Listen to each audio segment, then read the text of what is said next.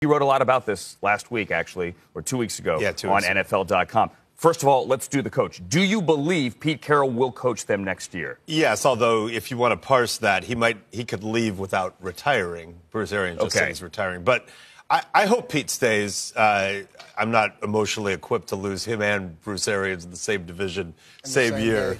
He is the oldest coach in the league at 66, but he is the youngest 66-year-old I know. And I hope he stays because it is going to be a shock to the system. What the scenario I laid out 2 weeks ago, and I pondered whether Pete would want to deal with this, is Earl Thomas, Richard Sherman, Michael Bennett, Cliff Averill, Cam Chancellor, probably Jimmy Graham, and let me go out on a limb and say Blair Walsh, too.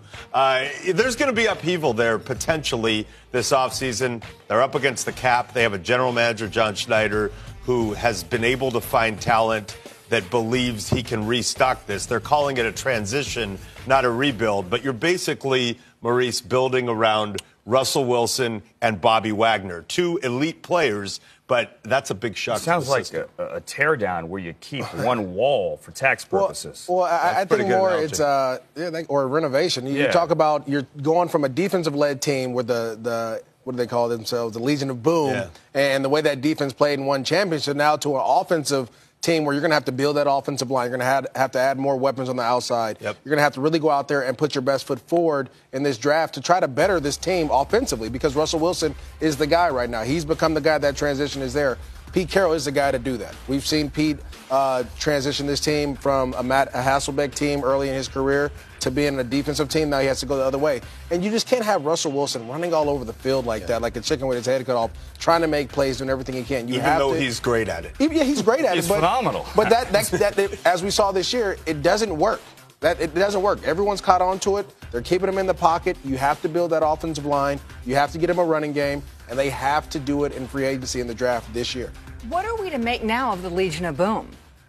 They're old. I understand that, but ultimately, didn't we think more of what they would be? And I'm not taking away from their greatness. No, I'm okay. They won a Super Bowl. They came within. And you think it's over because you mentioned Wagner, Russell Wilson. You think the Legion of Boom is now a thing of the past? I think Richard Sherman and Cam Chancellor might not play again.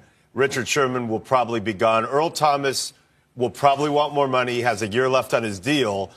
They would look to trade him for a very high pick or Father Time comes and he doesn't knock at the door. So we're all going to get hit as players, and that's what happened, I think, to Richard Sherman and Cam Chancellor. They both got injuries that are worn down injuries. Shows how small the NFL window is, though, guys. A year ago, everyone loved Cam, loved Sherman. They were the thing, and now maybe not the thing at all. But maybe Pete Carroll can find a way with Russell Wilson and Bobby Wagner to do this on the fly. If anyone can, I think it's Pete. When you see what Russell Wilson has done with these resources and these injuries this year, he's the highest paid guy on the team. They could probably pay him double. Yeah, right. Because he is that valuable. Or pay some